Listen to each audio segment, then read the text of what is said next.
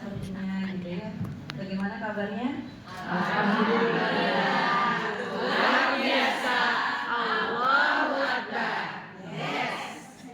Khasnya kalau dari bunda-bunda sekalian yang luar biasa ya pasti kayak gini, semangatnya itu loh gitu ya, yang harus bisa menularkan sama putra-putri didiknya terutama gitu ya.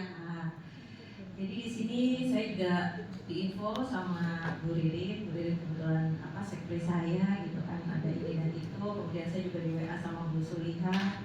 Alhamdulillah pada kesempatan kali ini ternyata bisa ya gitu, walaupun mungkin mendadak ya Ibu. Walaupun mendadak, jadi saya memang izin memperkenalkan, saya Parawili, memang saya ini masih Surabaya, Jember, karena putra putri saya masih sekolah di Surabaya. Kenapa? Saya bilang bukan di Jember ini tidak ada sekolah bagus, cuman kembali kepada soal pendidikan ini, bagaimana saya memilih sekolah sesuai kebutuhan putra putri saya, sesuai kebutuhan. Tadi Bu Endang sudah menjelaskan, memaparkan program-program kerja yang luar biasa. Background saya di sini adalah ekonomi, tapi saya adalah penggiat parenting gitu ya. Karena semenjak menikah, siap punya anak berarti siap jadi orang tua, gitu kan. Jadi orang tua ini nggak ada sekolahnya, betul ya? Tidak ada sekolahnya, jadi kayaknya otodidak. Sebenarnya harusnya nggak kayak gitu, menurut saya. Jadi sebagai orang tua, gimana sih caranya kita ini mendidik diri, kalau menurut saya gitu kan. Sampai pada akhirnya kita ini ketika mau menyekolahkan anak, ada kolaborasi, saya bilang kolaborasi antara orang tua, siswa itu sendiri dan juga guru. Ini mungkin yang di Jember ini menurut saya ya Bu ya, ini saya memang kemana-mana kalau ngomongin pendidikan saya senang banget ya, jadi mohon maaf dan mohon waktunya gitu ya. Jadi pendidikan di Jember saya melihat dan juga membandingkan seperti itu. Terlebih tadi yang Bunda sampaikan, sekolah di Jember ini khususnya TK ya yang formal seperti itu banyak ya, betul ya banyak. Kemudian guru yang PNS-nya juga masih sedikit, betul. Berarti bunda-bunda ini luar biasa, saya bilang gitu ya, luar biasa. Ini ngejar akhirat semua ini. Mudah-mudahan ya. Jadi yang saya bilang dan Gus selalu sampaikan ke saya bahwasanya gaji itu tidak relate dengan rezeki. Mungkin ada yang apa yang saya sampaikan paham mungkin ya. Gaji itu tidak relate dengan rezeki katanya. Rezeki itu tidak melulu soal uang gitu. Dengan misalkan bunda-bunda yang belum terdaftar jadi PNS, misalkan kerja di ASN, rezeki itu akan datang dari manapun. Karena saya sama Gus selalu berkeyakinan ketika kita menanam satu kebaikan, insya Allah kebaikan itu yang akan kembali kepada kita. Kembali soal pendidikan, tadi sekolahnya banyak gitu kan, kemudian gurunya juga banyak. Tapi kenapa ya gitu? Ini ada kenapa ya tingkat pendidikan di Jember ini masih rendah gitu?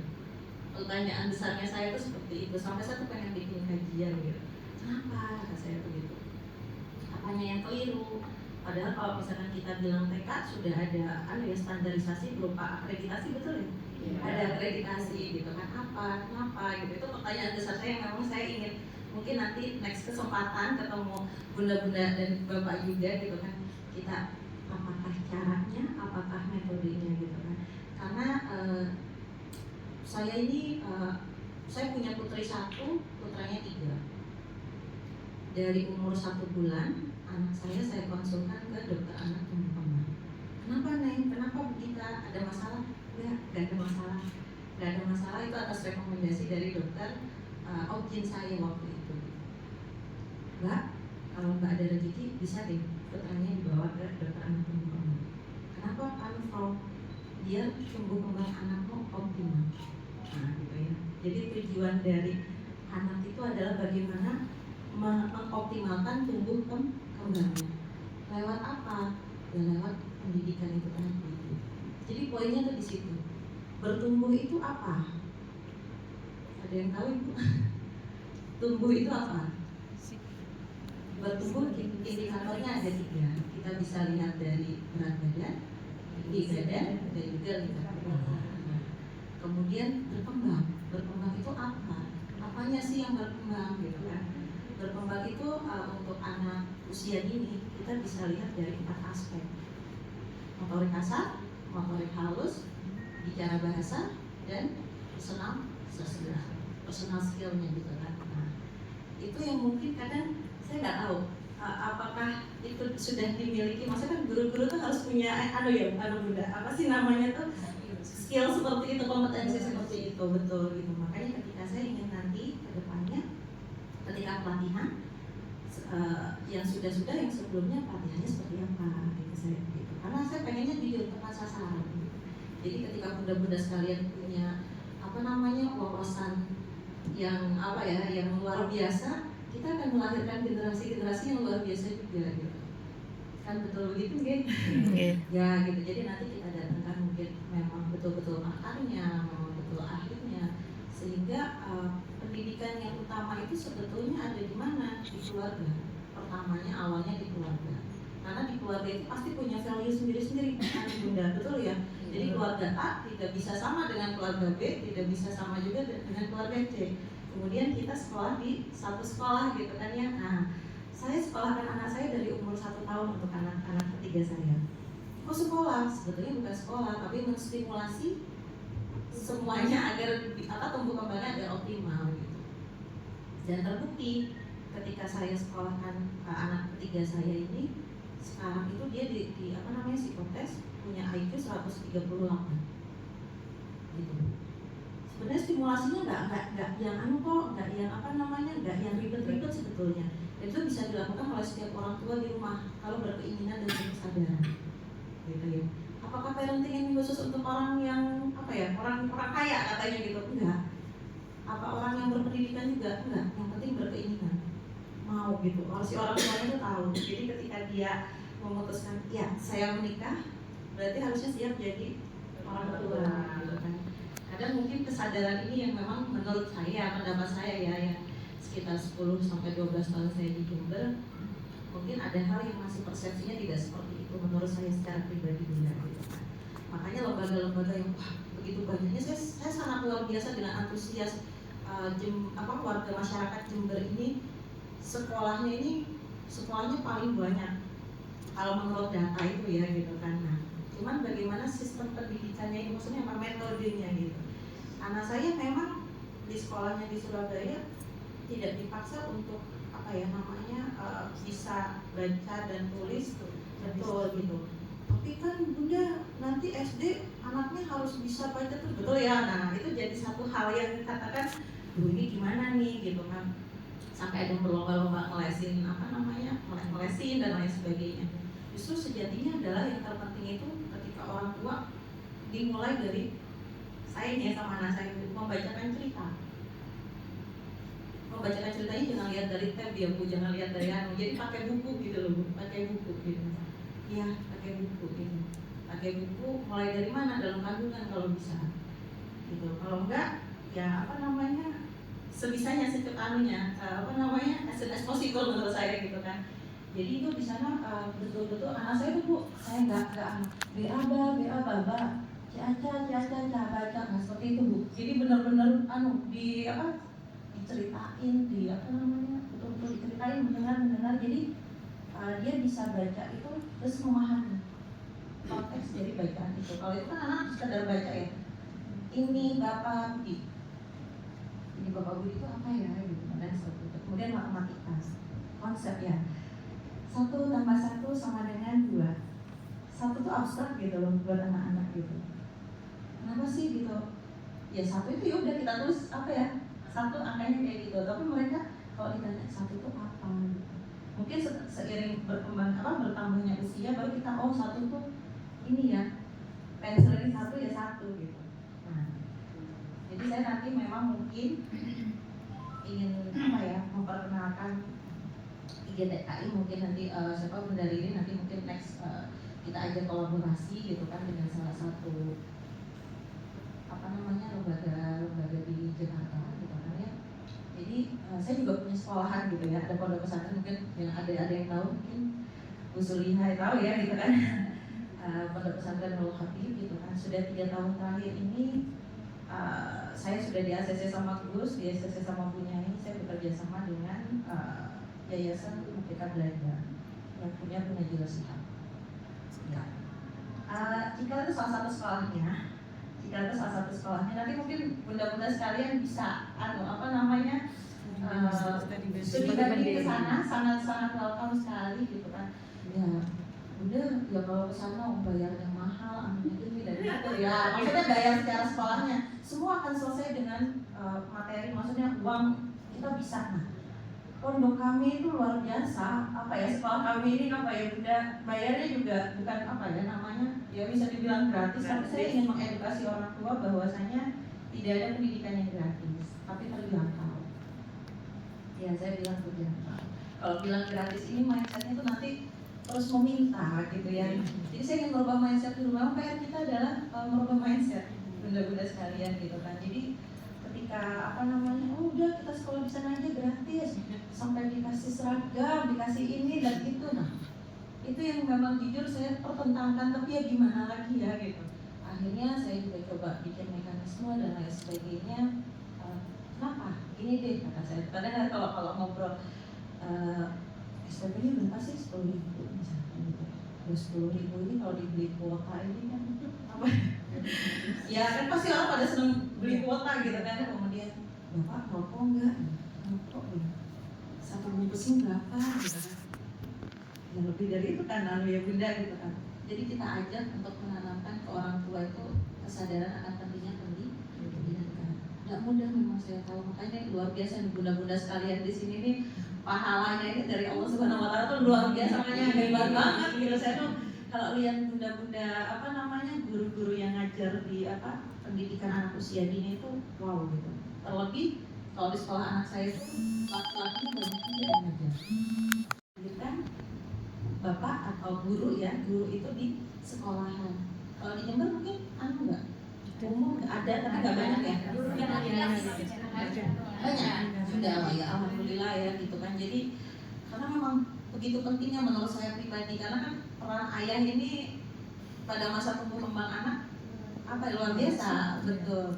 Kadang Indonesia ini katanya negara fatherless, katanya ya, negara fatherless terbesar di dunia katanya. Jadi ayahnya ada tapi terasa yatim katanya.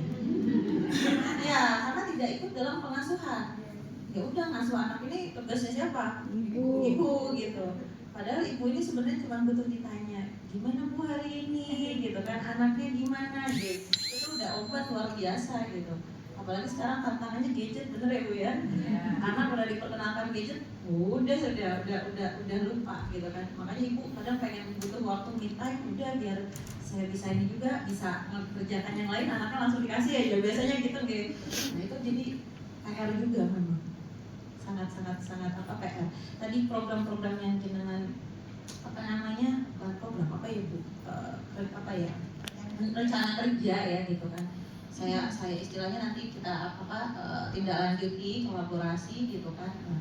Cuma saya pengen di sini yang ke IGTK ini, yuk Jember bisa yuk gitu. Kita rubah misalkan yang tadinya seperti apa, misalkan biasanya IGTKI untuk guru-guru TK misalkan dalam hal metode pengajaran dan lain sebagainya. Saya ingin karena biar benar pendidikannya adalah investasi jangka, jangan bilang investasi deh jangka panjangnya kita untuk meningkatkan kualitas suatu bangsa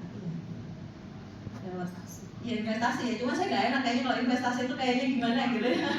Kenapa?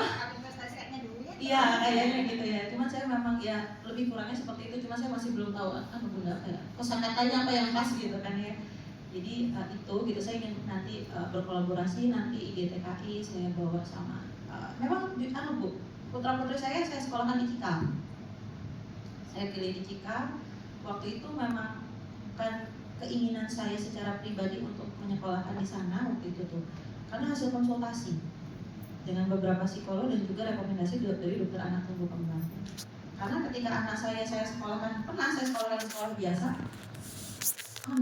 nangis seharian. Bunda saya nggak mau sekolah, bunda gini nah. Pertanyaan besar buat saya, ini kenapa anaknya kok nggak mau nangis kejer sampai segitu? Mungkin kan bunda-bunda kalau awal sekolah anak kan kayak gitu ya, pemelekatan dengan orang tua. Terus orang tuanya yang nungguin di depan di depan kelas atau bahkan masuk ke dalam kelas gitu ya, masih ada yang seperti itu di sini. Ada ya banyak gitu kan. Makanya PR-nya banyak sekali Mama. Makanya jadi cikal semua ya. Ya betul. Pengennya betul. Mungkin nanti Bunda bisa memfasilitasi. Menjadi jembatan lah. Saya akan mengupayakan di sini gitu kan, akan mengupayakan. Cuma jangan pengen gajinya kayak gaji guru cikal ya susah gitu ya. Paling enggak metodenya gitu kan ya, paling enggak metodenya seperti apa sih gitu. Ini bagaimana, ini gimana gitu. Jadi insya Allah memang saya pribadi memang sering berkomunikasi dengan Bu Najila. Kemudian Jember ini masih ditindaklanjuti ya Bunda ya gitu kan. Jadi Jember ini akan menjadi 3 kabupaten terpilih seluruh Indonesia yang menjadi pilot projectnya kampus pemimpin Merdeka Belajar. Di antara kabupaten-kabupaten yang akan banyak gitu. Alhamdulillah terpilih yang pertama itu Sidrap, Melawi, kalau nggak salah yang satunya lagi gimana? Siap-siap guru TK-nya yang tidak. Jadi semuanya, saya menyasarnya semuanya gitu kan, menyasarnya semuanya. Belajar lagi berarti yang tidak.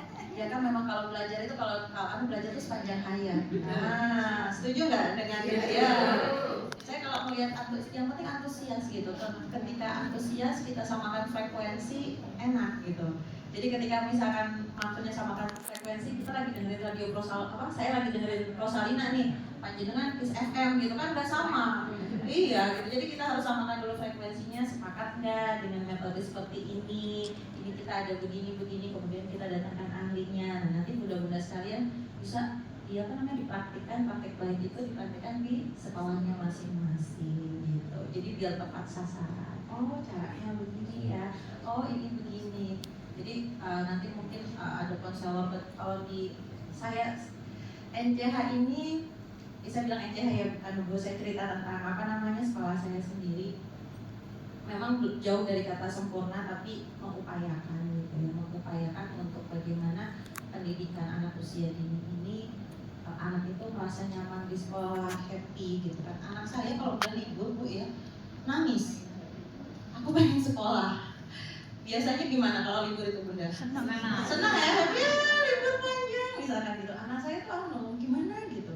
Malah saya, ini ya, Bunda ada perlu. Bunda nggak boleh kayak gitu, kita nggak boleh kata missnya kalau lagi holiday, kalau lagi kayak gini aku nanti ada tugas, nanti nggak boleh kalau kayak gitu. Bayangin menanamkan anak, maksudnya sampai ada perasaan kayak gitu tuh bondingnya seperti apa gitu kan, sehari-harinya harus seperti apa gitu. Memang butuh hati yang luar biasa gitu. Makanya saya bilang bunda-bunda di sini luar biasa ngurusin anak-anak lagi lucu-lucunya, lagi tumbuh kembangnya lagi luar biasa, cuman kalau di saya tuh nggak ada istilah nakal ya, karena ucapan seorang guru ibu itu saya selalu sampaikan nggak ada nakal ibu kalau di sekolah saya, di sekolah kami gitu kan ya, yang ada adalah anak yang butuh perhatian gitu ya. Jadi biar kenapa ketika kita memberikan hal yang positif akan jatuhnya nantinya akan positif, dan saya akan percaya itu. Saya sangat percaya sekali gitu. Pun begitu ketika kita kesel sebenarnya lihat ini anak apa ya numpahin doang. Jadi ini saya cerita Bunda, anak saya yang anak saya nomor 3 yang katakan punya IQ 138 tadi, saya sudah diwanti-wanti seperti ini. Ini anak ini akan mengobok-obok perasaanmu. Kenapa? Karena ini anak tengah-tengah, dia akan mencari perhatian, katanya seperti itu. Itu ada ilmunya gitu. Itu ada sangat-sangat ada ilmunya. Jadi panjenengan ketika misalkan nanti masuk nerima siswa itu paling enggak kan, kalau psikotes orang tua di Jember mana yang mau psikotes kan kayaknya nggak peduli ya Bunda ya gitu. Paling enggak punya kompetensi untuk mewawancarai gitu kan. Oh ini anak ya kan, oh ini anak begini kesehariannya gimana di rumah. Jadi itu yang saya katakan pentingnya kolaborasi antara orang tua, guru dan siswa itu sendiri gitu. Jadi itu pasti ketemu dan pasti enak. Itu yang dilakukan oleh sekolah kami di NCH. Jadi kami ada namanya 3-way conference gitu. Jadi rapotannya itu kita ngobrol sama orang tua gitu. Kami mengadaptasi dari kita gitu kan. Jadi conference gitu. Ya ibu, ini anak ibu di di sekolah seperti ini. Sekarang goalsnya yang udah anak ini yang anak ini capai adalah ini gitu. Ibu harapannya gimana gitu, pengennya seperti apa gitu. Karena sejatinya pendidikan ini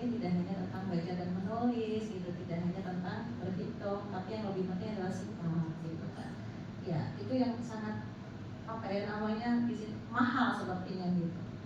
Jadi anak saya itu ketika sudah punya responsibility sendiri terhadap dirinya, saya apresiasi banget gitu. Wah, ini gurunya gimana nih ngajarin gitu. Jadi dia bangun tidur ya udah apa ya, nah bangun, oh iya bunda ya, kami selalu bikin kesepakatan di awal. Mungkin di rumah atau di sekolah seperti itu sama anak didikmu. Ada yang sudah mulai? Sudah ya, jadi ada rules and agreement di awal gitu kan, mau seperti apa katanya gitu. Ini mau kayak gimana, nanti biasanya dipanggil, direfleksi biasanya, kita refleksikan, nah di rumah biasanya gimana, itu nanti guru kolaborasi memang sama orang tua.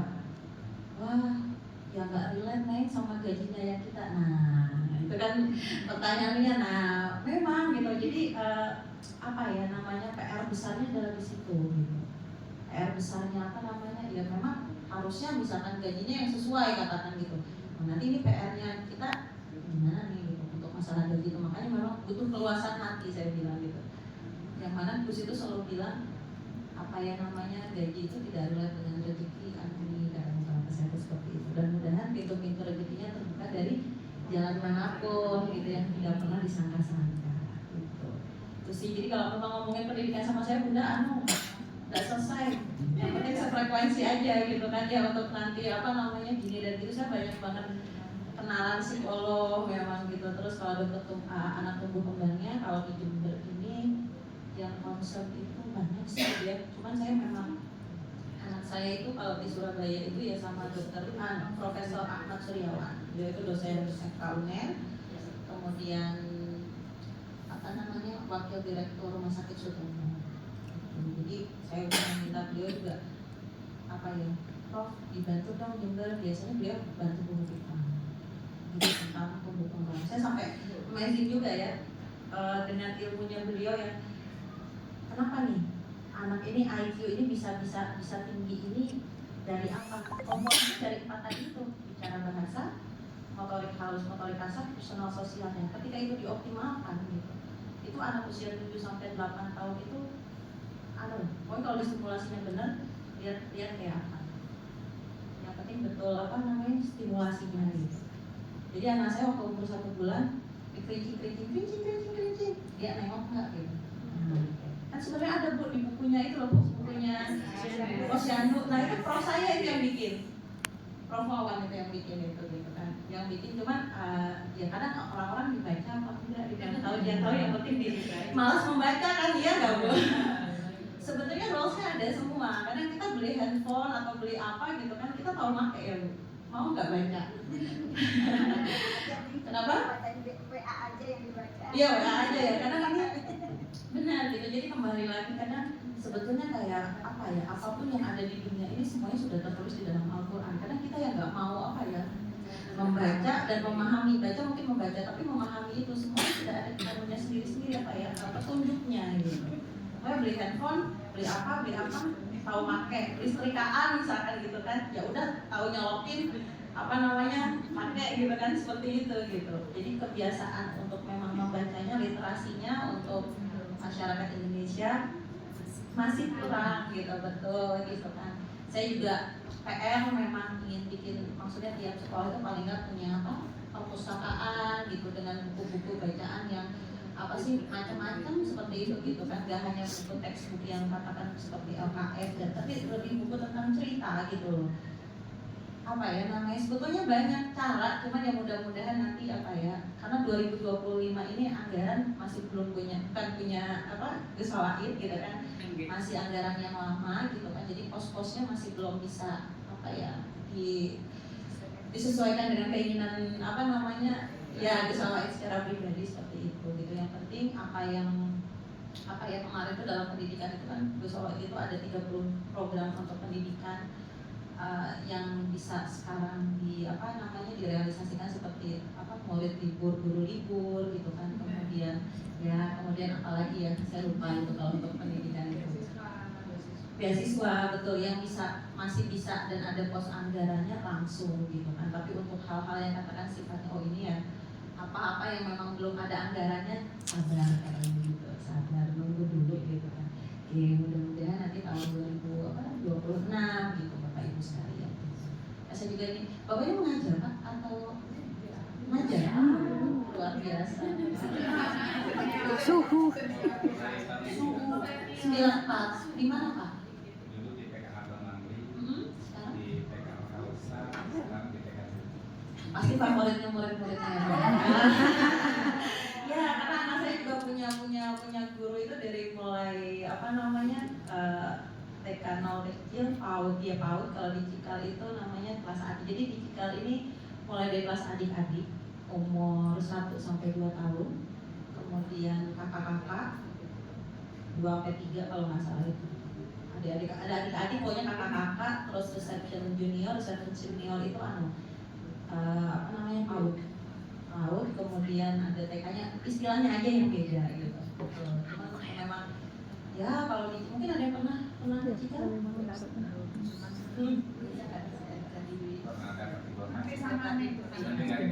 Mendengar informasinya ya. Kepinginnya ke sana. Pengennya ke sana ya, nanti bisa direncanakan, mereka juga welcome juga gitu kan. Kalau guru-guru di sekolah saya sudah beberapa kali ke sana soalnya gitu kan, jadi tahu seperti ini. Cuma jangan bandingkan, memang ya enak kalau di sana. Ruangan kelasnya ada AC-nya, ada lift-nya, jangan dibandingkan itunya gitu ya. Jadi kita ambil adalah ilmunya, semangatnya gitu, betul gitu. Metodenya seperti apa gitu. Betul, program bisa kita adopsi di sini itu apa ya, untuk kita kalau berkolaborasi mereka senang banget gitu sebenarnya gitu. Apalagi dari Bu Najilanya sendiri lihat ketika Gus Hawaid yang jadi yang jadi bupatinya, beliau malah jadi tambah yuk kita benahin yuk sama-sama gitu. Udah baik, cuman yuk kita bikin tambah baik biar Jember baru Jember maju. Itu sih mungkin dari saya juga gitu kan ya, cinta. Jadi ngomong semua kata cintanya jangan diplesetin terus. Semua kata cintanya memang banyak artinya, banyak. Kadang orang kayak itu media sosial ini luar biasa gitu pengaruhnya, tapi mudah-mudahan budak-budak yang ada di sini semua bisa bermain media sosial ini dengan bijak. Karena guru ini yang ditiru gitu, setuju ya. Jadi ngelihat dicontoh guru saya kayak gini. Nah ini satu lagi saya memang tipe orang yang memang yang mungkin tidak semua sekolahan menerapkan ini. Jadi kalau di Cikal itu ada pelajaran personal social education. Itu apa? Jadi anak dari usia dini banget diajarin caranya regulasi emosi, mengenal perasaannya gitu. Jadi marah, bahagia gitu. Itu dimasukin ke pelajaran gitu ibu-ibu sekalian, bunda-bunda sekalian gitu. Jadi yang memang mungkin di kita kan kayak pasti gitu, yang ada malah nyinyir kayak gitu kan, misalkan gitu. Kalau di sana memang kamu boleh marah tapi nggak boleh berkata kasar. Kamu boleh marah tapi tidak boleh memukul. Kamu boleh marah tapi misalnya tidak boleh banting pintu, seperti itu gitu. Jadi diperkenalkan hal-hal seperti itu, mungkin nanti yang ya bisa kita adaptasi juga gitu kan, hal seperti itu. Karena kalau kayak di sekolah, di rumah mungkin orang tuanya juga kalau yang care, kalau yang enggak kan gitu. Itu loh. Betul. Karena memang praktik baiknya luar biasa. Itu nanti dibawa sampai besar loh, bunda-bunda sekalian gitu. Saya kalau di sekolah, saya memang nggak pernah marah. Kalau marah kesel, sini anak solehnya duduk depan kita sini gitu. Yo aja, itu udah saya nggak yang kakek tadi tante sama ini udah nggak ada. Kalau di kampus saya mencoba untuk menjaga mulut saya juga gitu. Jadi kalau marah, saya bilang kita lagi marah. Jadi lebih ke I message gitu. Saya lagi marah. Kenapa marahnya? Saya sampaikan, saya utarakan. Jadi biar kenapa? Guru saya aja kayak gini, ya malu. Ya mungkin ada perasaan seperti itu gitu. Dimulai dari pimpinannya, dimulai dari yang saya sendiri seperti itu gitu. Mudah-mudahan saya bisa menularkan hal-hal yang positif. Saya juga tidak sempurna, banyak kekurangannya gitu ya. Mohon dimaafkan. Mudah-mudahan pertemuan nanti kita bisa lebih mengkaji lebih dalam, terutama soal pendidikan anak usia dini gitu ya, gitu kan. lagi di lain kesempatan. Puasa-puasa ini ada yang katakan, ya sudah mau pelasan. Saya orang Bandung, saya seorang Bandung, izin, saya orang Bandung. Jadi mohon maaf kalau Jawa atau Madura saya kurang kurang fasih gitu ya. Kita berbahasa Indonesia saja tidak masalah gitu kan. Mudah-mudahan di lain kesempatan kita bisa ngobrol lebih banyak lagi, mengupas pendidikan anak usia dini di Jember. Begitu dari saya Bunda. Itu ya gitu kan. Gak usah ada pertanyaan-pertanyaan lah ya gitu kan kita kan. Oh ada sedikit ya, boleh, monggo kalau gitu. Oke kalau gitu. Terima kasih kehadirannya buat bunda-bunda, bapak yang seorang ini gitu. Ya Allah, gitu kan luar biasa bapak saya, makanya wow, mudah-mudahan ada bapak-bapak yang lainnya gitu kan yang memang tertarik dengan dengan pendidikan anak usia ini. Sebetulnya ya base-nya, fondasinya kalau menurut saya gitu. Cuman kadang-kadang nggak dilirik ya Pak ya, karena gitu apa gitu itu tuh apa gitu gimana Pak? Karena rendah penghasilannya gitu kan. Nah ini yang memang harus dikaji seperti apa gimana gitu. Ya mudah-mudahan Jember nanti kualitas pendidikannya lebih baik, kemudian tingkat pendapatan per kapitanya juga naik. Ya dibenahinya apa memang ya dari pendidikannya dulu kalau menurut saya. Mudah-mudahan ada nanti anggaran pendidikan dari pemerintah pusat juga tinggi gitu ya Bunda Bapak sekalian. Mungkin itu dari saya. Mohon maaf apabila ada kekurangan. Billahi taufiq wal hidayah. Wassalamualaikum warahmatullahi wabarakatuh. Waalaikumsalam. Baik Bapak Ibu,